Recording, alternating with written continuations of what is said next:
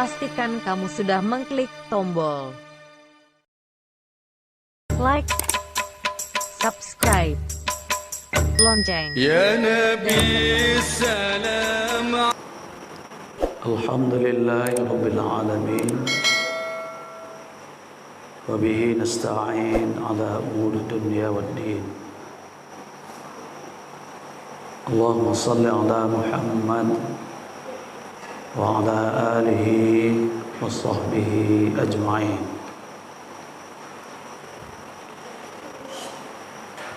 Bapak-bapak dan ibu-ibu, marilah kita awali kajian subuh kita ini dengan syukur kehadirat Allah Subhanahu wa taala atas limpahan rahmatnya kepada kita yang tidak terhingga. Di antara rahmatnya itu menjadikan kita bisa hadir pagi ini di masjid ini.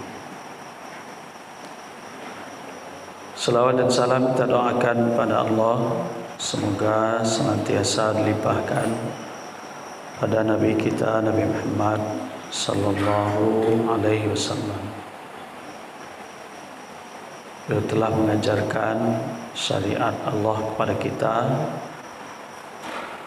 yang syariat tersebut adalah jalan satu-satunya bagi manusia untuk selamat dan bahagia dunia dan akhirat. Bapak-bapak dan ibu-ibu, suara mic-nya lijale. Ibu-ibu lijale. Lai. Pada pagi ini saya ingin melanjutkan pembahasan kita di wirid hari Jumat kemarin, hari Jumat sebelumnya, karena memang ada bagian dari hadis dari Abdullah bin Umar itu yang belum diuraikan, yakni terkait dengan pelaksanaan teknis dari wakaf itu. Kita baru masuk ke prinsipnya kemarin itu, dan salah satu yang kita rekomendasikan seminggu yang lalu itu adalah memastikan tanah masjid ini betul-betul sudah berstatus wakaf. Di dalam hadis itu disebutkan teknisnya pada separuh terakhir, dikatakan oleh Abdullah bin Umar, fatasaddaqa Umar wa annahu la yuba'u asluha wa la yuhabu wa la yurathu fil fuqara wal qurba wal riqab wa fi sabilillah wad dhaifi wa ibnis sabil wa la junaha ala man waliya ay ya'kula minha bil ma'ruf aw yut'ima sadiqan ghayra mutamawwilin fi. Itu sambungan hadis itu. Jadi setelah diarahkan oleh Nabi kepada Umar untuk mewakafkan bagiannya sebuah kebun di Khaybar, maka sejak saat itu Umar menyedekahkan atau memberikan buah atau hasil kebun kurma itu. Di mana kebunnya sendiri sejak saat itu sudah bukan milik Umar lagi, tapi diserahkan kepada Allah, sehingga dia tidak lagi bisa menjualnya, menghibahkannya, mewariskannya, karena statusnya sudah berhenti Wakaf itu kalau kita baca Quran kan ada wakaf kan. Apa arti wakaf itu? Berhenti kan? Nah, berhenti dia diedarkan, ditasarrufkan di antara manusia. Karena dia sudah diserahkan kembali kepada Allah. Jadi Umar sejak saat itu tidak bisa lagi menjualnya, menghibahkannya, mewariskannya. Dia tapi mengelolanya saja, atau orang lain yang dia serahkan, di mana hasilnya diberikan kepada fuqara, pada orang miskin, pada al-qurba, karib kerabatnya, pokoknya dia bagi-bagikan. Bil riqab, untuk pemerdekaan budak. Wa fi sabilillah, untuk jihad fi sabilillah. Wadhaifi, untuk menjamu kan? Kemudian wabnis sabil, untuk orang-orang yang di perjalanan. Jadi hadis ini menuntun caranya itu. Misalnya kita ambil contoh aja langsung ke masjid kita. Misalnya yang punya tanah ini dulu kan developernya. Developernya kalau tidak salah dulu PT Pembangunan Sumbar kalau tidak salah. Iya Pak Yana.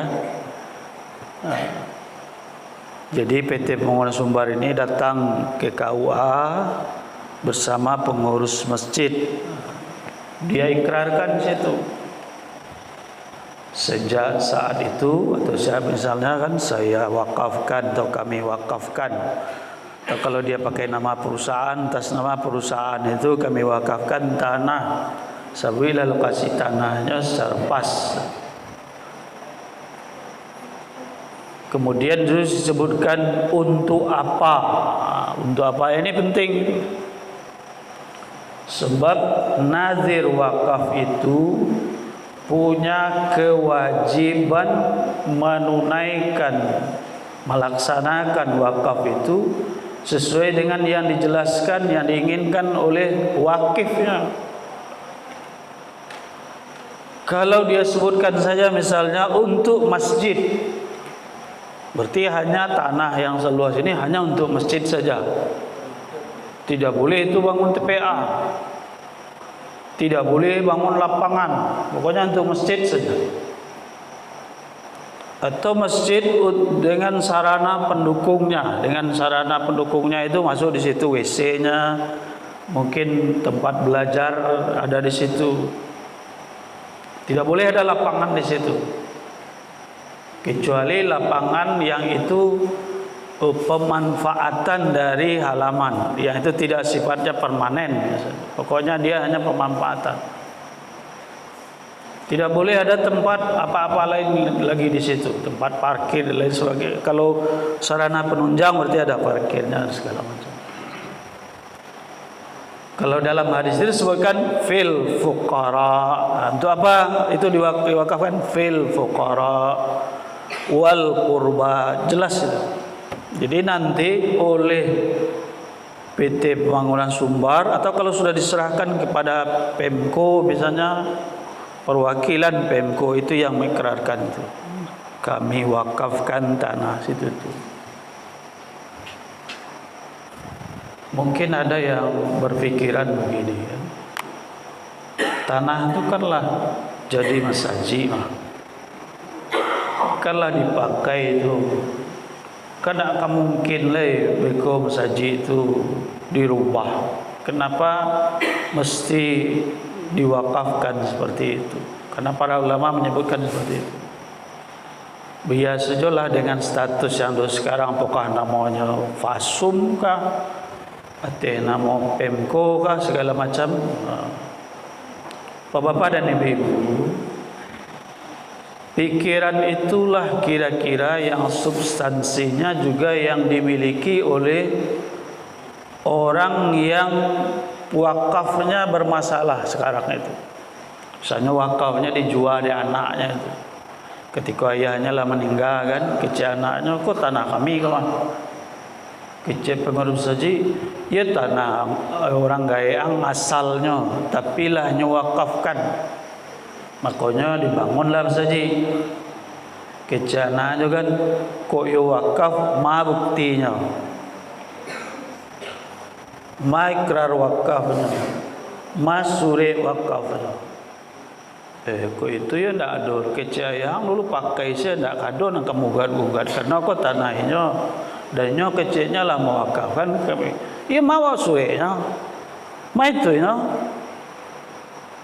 Ya ndak ada kada tu berarti aku punya mokonya suri tanah tu. Ayahmu yang punya luasnya sekian. Kini kau karena ayah mula meninggal diwariskan ke kami. Berarti kau punya kami.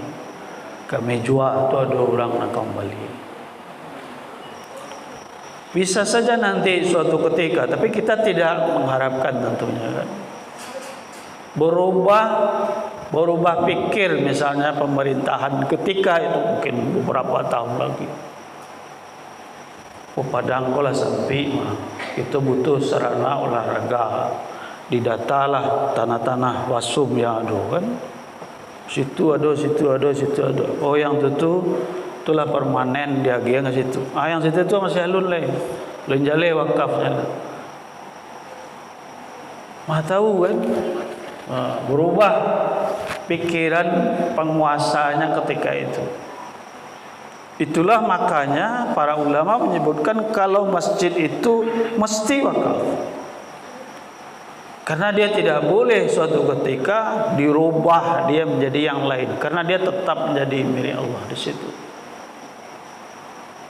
Malahan para ulama yang ketat itu menyebutkan, misalnya kalau satu tempat sudah diwakafkan untuk masjid, ketek sampai itu. Karena kebutuhan kaum muslimin butuh tempat yang besar di Bali tanah sekitar itu. Itu caranya tidak boleh meruntuhkan masjid ini kemudian bangun yang besar di situ, sementara tanah masjid yang lama kejadian sampai parkir.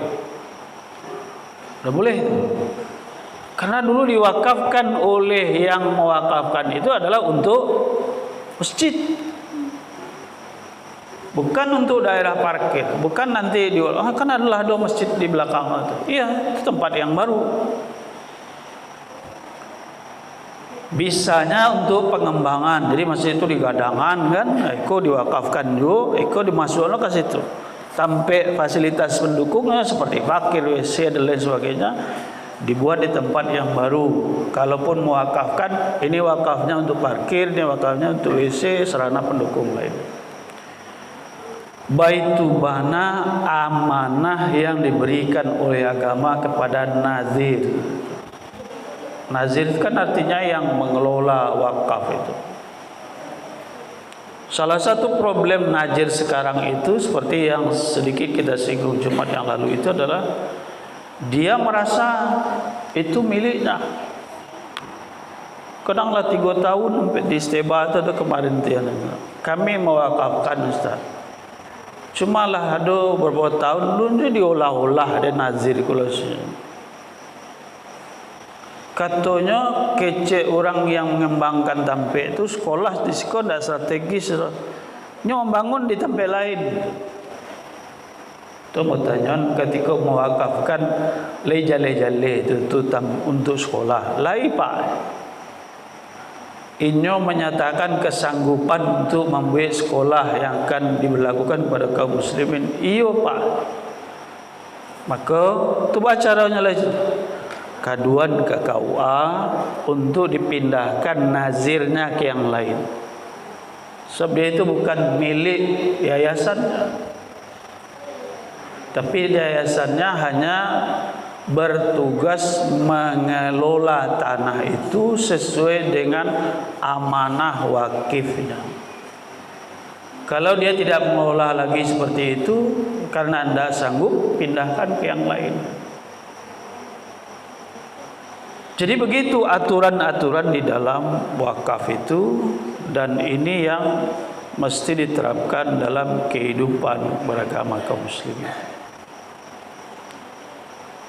Makanya fasilitas-fasilitas umum, fasilitas-fasilitas agama itu mestinya tempat-tempat yang sudah diwakafkan itu. Pada kita kaum muslimin, saya ulang lagi karena hari Jumat itu kita lebih sedikit dari sekarang itu. Misalnya jika kita ingin memberi bantuan besar ke sebuah masjid atau ke sebuah pesantren misalnya, atau ke sebuah usaha bersama untuk umat, maka pastikan dulu kok tanahnya tanah wakaf atau tidak. Kuku sebenarnya adalah tanah wakaf Ustaz, tapi sertifikatnya masih tanah moya foto. Kan ada yang seperti itu tuh. Maka pastikan dulu itu sudah fasilitas wakaf, sudah memang statusnya wakaf. Suatu ketika nanti dia bisa menjadi milik pribadi bagi yang punya tanah itu secara hukum. Jadi disitu, maka sejak itu fasaddaqa Umaru wa annahu la yuba'u wa la yuhabu wa la yurasu. Dia tidak boleh lagi ditasarrufkan, tidak boleh lagi dipindah tangankan di antara manusia, dan itu sudah menjadi milik Allah.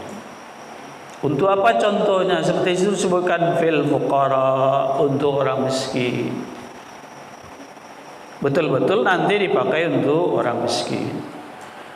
Misalnya wakilnya mengatakan di sini tolong organisasi ini bikin sekolah di sini. Sekolah itu untuk masyarakat, untuk fakir miskin, untuk segala macam. Maka tidak boleh juga sekolah itu misalnya lebih mahal dari sekolah yang swasta itu. Sekolah yang milik sekelompok orang. Padahal tanahnya tanah wakaf kan, kecil orang kok jadian tuh sekolah. Habis sekolahnya dia rencana kan, wah sama masing kok tak jadi untuk orang miskin jadi itu termasuk bagian dari ketidaksesuaian pelaksanaan wakaf. Kemudian pada bagian akhir hadis itu disebutkan wala junaha ala man waliyaha ay yakula minha bil ma'ruf. Tidak berdosa atau boleh untuk orang yang mengelolanya, nazirnya tadi yang menyelenggarakannya. Misalnya tadi kebun Umar itu, kan Umar tinggalnya di Madinah, di Khaybar, kan jauh itu. Kemudian ditunjuk orang mengelola. Dia mengelola wakaf itu boleh yang mewakafkan, itu yang terutama, atau boleh dia menunjuk seseorang atau sekelompok orang atau organisasi badan hukum untuk melaksanakan itu. Dan untuk yang mengelola itu, misalnya tadi dikelola oleh 3 orang. Orang yang dikelola itu boleh digaji dari hasil wakaf itu bil ma'ruf, dengan cara yang ma'ruf. Dan cara ma'ruf itu artinya ba'anan sapatuinya. Kalau orang mengelola misalnya wakafnya sebuah restoran misalnya, maka orang-orang yang karajo di situ boleh digaji dari hasil restoran itu ba'a sepatunya. Jadi bil ma'ruf au yut'ima sadiqan ghaira mutamawwilin fi. Dan juga dia boleh memberi makan kawan-kawannya dengan tidak untuk memperkaya diri. Maksudnya kalau nyopralulu memberi gak banyak seketiknya ke orang-orang sekitarnya kan boleh lah, tapi sekadarnya saja, jangan sampai untuk memperkaya diri. Menandakan dia itu tuan rumah di situ misalnya nyokarajo di situ sebagai pengelola kebun kurma itu. Kemudian aduh dusana-dusananya tibo boleh dia nyagian ya sekadar pemberian. Jadi inilah ketentuan-ketentuan pokok dalam wakaf itu yang mana kaum muslimin mesti memahaminya sehingga kemudian menjalankan dengan sebaik-baiknya. Dari sinilah kemarin itu kita kita sarankan kepada pengurus masjid kita untuk memastikan, menguruskan secara hukum status tanah masjid ini benar-benar menjadi tanah wakaf. Caranya mulai tadi itu datang dulu ke KUA kan, tanyakan prosedurnya situ. Ini kan ada undang-undang wakaf itu, undang-undang nomor 41 tahun 2000 sampai kalau tidak salah. Memang tentang wakaf undang-undang itu. Ba'ad ya. Terkait dengan wakaf sekolah atau lahan tadi. Kalau seandainya nazirnya itu sudah meninggal, itu bagaimana? Ada sebagian yang kita lihat di lapangan itu, kadang-kadang nazir itu dia mewariskan pula ke anaknya, sekolah kah atau gimana? Kalau nazirnya perorangan, misalnya perorangan dulu sebagai nazir kan, ditunjuk oleh apa yang mewakafkan. Karena apa li dekat situ dan punya kemampuan mengelolanya, tolong kelola itu. Misalnya tu lah lama berkecimpung di bidang pendidikan, wakafnya kok sekolah, dikelola ada apa itu, meninggal apa itu. Maka kemudian nazirnya dipindahkan ke yang lain. Kalau dalam undang-undang itu mau baca, BWI lah yang memindahkan hak kenaziran kepada orang yang berkompeten mengurus itu. Nazir itu sebenarnya posisinya lebih rendah daripada wakif.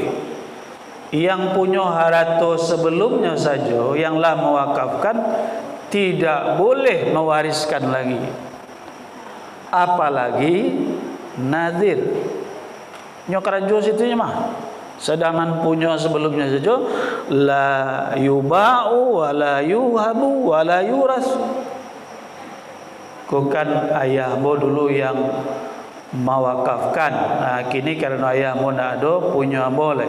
Waris saja tidak boleh seperti itu. Apalagi yang mengurusnya. Jadi itu juga yang jadi problem. Saya tidak sebutkan yayasannya di Pasaman itu, nazir keluarga dari wakifnya itu berkata kepada saya, dulu keluarga kami mewakafkan tuh yang yayasan pendidikan yang itu tuh, sabunya yayasannya. Tapi kemudian oleh ahli waris pengelolanya itu mau dijual itu bapak lakukan itu. Kami protes. Nah, itu pastikan bahwasanya tanah wakaf itu terus dikelola sebagaimana amanah dari wakifnya.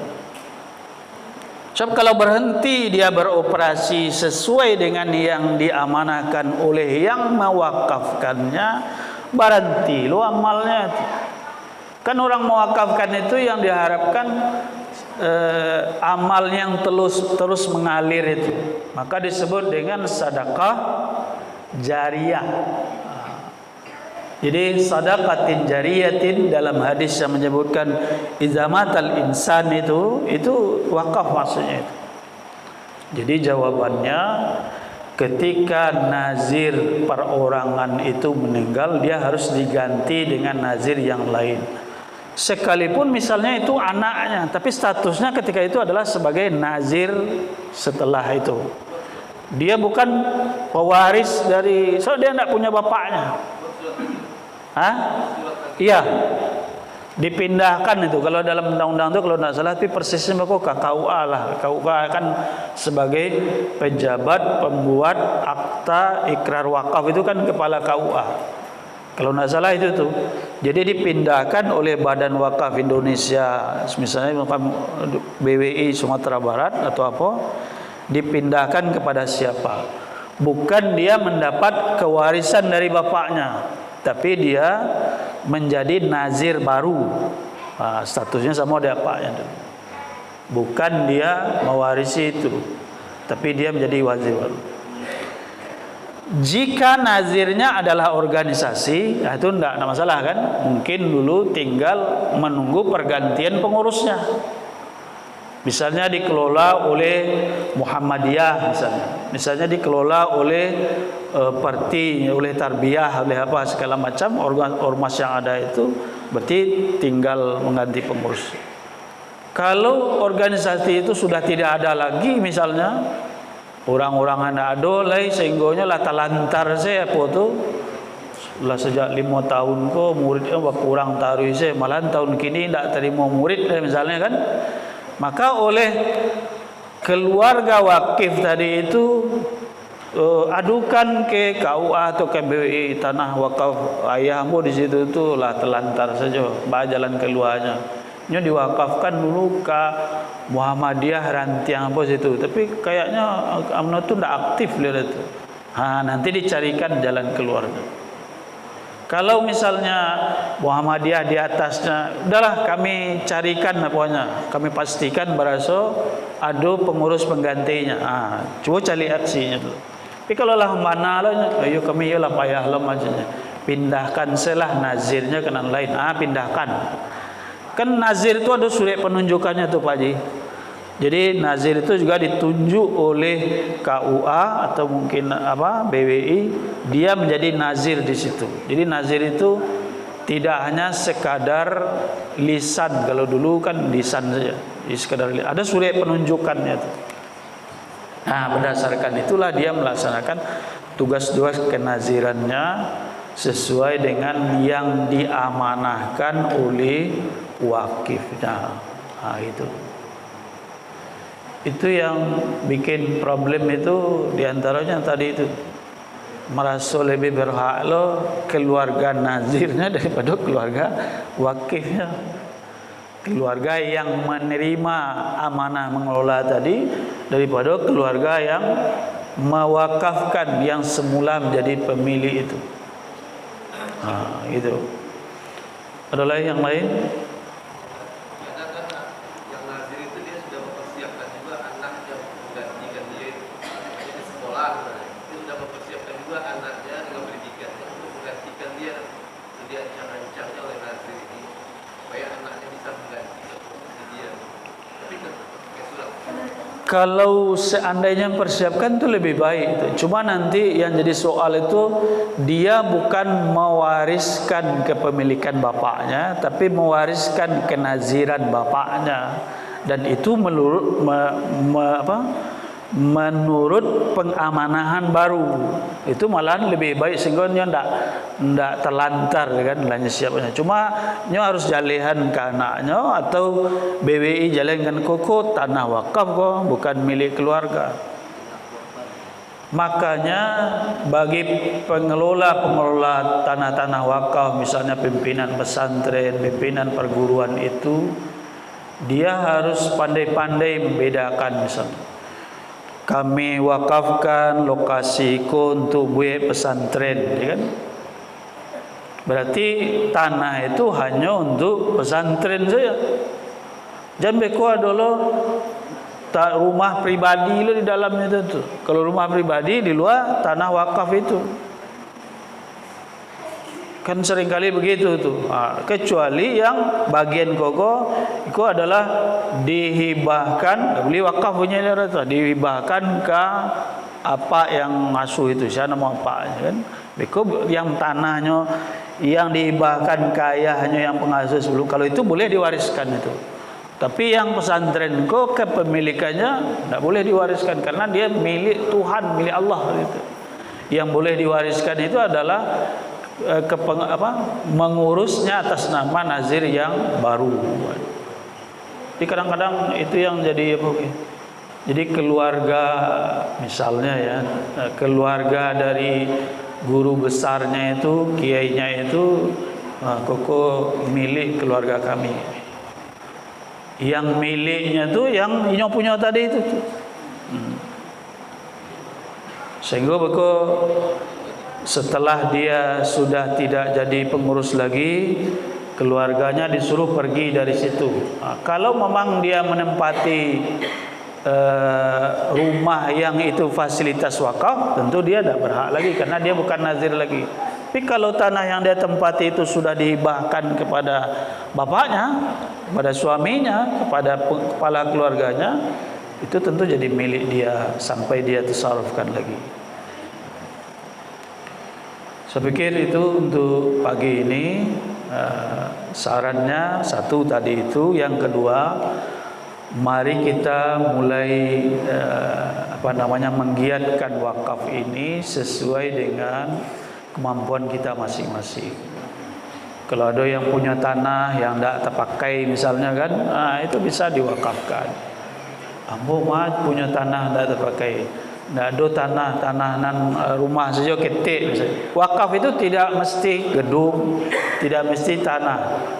Objek wakaf itu bisa apa saja, yang penting bukan barang habis pakai. Pagi kau makan lontong gitu atau makan apa? Ibu-ibu, kok ada pertanyaannya di kaji, makan lontong atau makan kacang padi? Kacang padi tidak bisa diwakafkan saja. So kacang padinya habis pakai, jadi menikmatinya itu dengan menghabiskannya. Kalau sendal, kalau pintu, kalau AC, kalau kipas angin, kalau segala macam itu boleh diwakaf. Rumah kipas angin mati ya misalnya kan, olahraganya cek. Kalau kita kok mewakafkan, itu putar-putar itu manfaatnya kipas angin itu kan, itu tetap alih pahalanya pada kita. Itu orangnya macam-macam bisa jadi dorong lah, boleh tapi kabar, kan? Kalau gue yang baru misalnya kan, itu diwakafkan atau tambah pokoknya habis pakai, nanda habis pakai, tidak sekali pakai. Dia tidak habis pakai, tapi kalau menyusut ketika dipakai, itu tidak masalah. Tapi kalau mau kelamaan itu jadi usang dia itu boleh, tidak sekali pakai. Tapi kalau lontong, kalau kacang padi, kalau segala macam, itu bendera kotor siapa? Bendera kotor. Mau kayak meja, mimbar kita dulu tuh. Mimbar kita dulu tuh, apa ini namanya? Diwakafkan kian ayam, itu caranya. Misalnya misal, buku wakaf kan diberikan oleh seseorang. Ya dulu kadang-kadang bagaimana dulu tahu aku menghasil wakaf, terima saja kan. Bisa saja itu sebenarnya disebut sedekah atau apa, tapi nilainya wakaf bisa juga. Bahkan dalam hadis tadi itu istilahnya tidak wakaf, malah kan sedekah. Tapi itu yang disebut dengan wakaf. Ketika nanti 5 tahun lagi, kayaknya mimbar kita kok lah perlu diganti. Donan kayu lo cele kan, di Bali lu mimbar baru. Kece pengurus, tunggu lupa. Kami carian dulu sampai memindahan mimbar nanado tu. Sob kok wakaf orang kok. Sob kalau nya tak saja lah sementara nya masih bisa dipakai, itu berhenti wakaf orang atau berkurang nilainya. Bakalilang lah dulu Pak Yon atau Pak Hen kan di mana sampai siku yang perlu mimbar. Kami ada apa? Gini situ.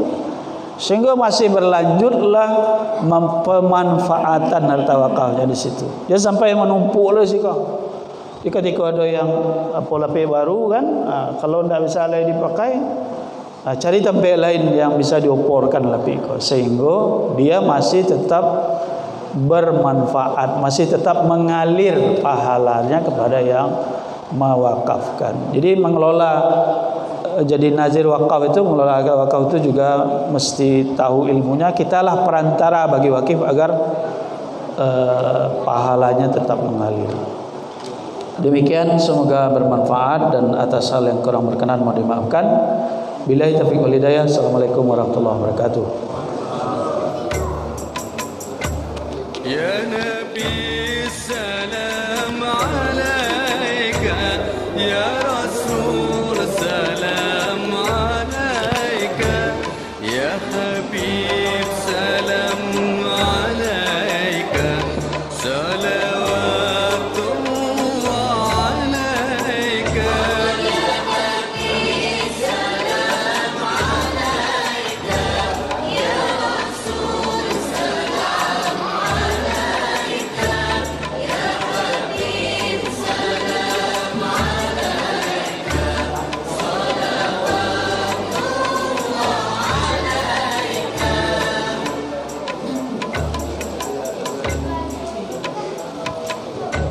أشرق البدر علينا فاختفت منه البدور مثل حسنك ما رأينا قد يا وجه السرور يا نبي سلام عليك يا رسول سلام عليك يا حبيب سلام عليك صلوات الله عليك.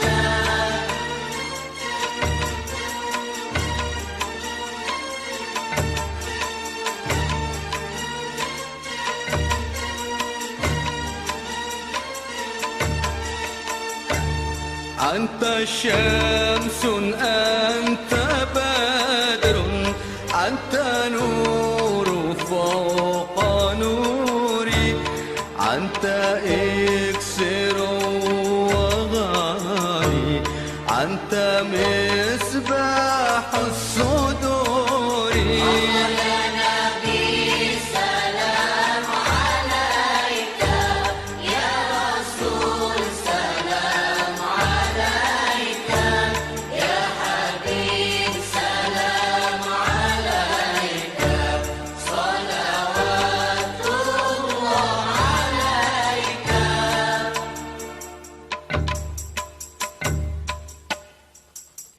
يا حبيبي يا محمد يا عروس الخافقين يا مؤيد يا مميز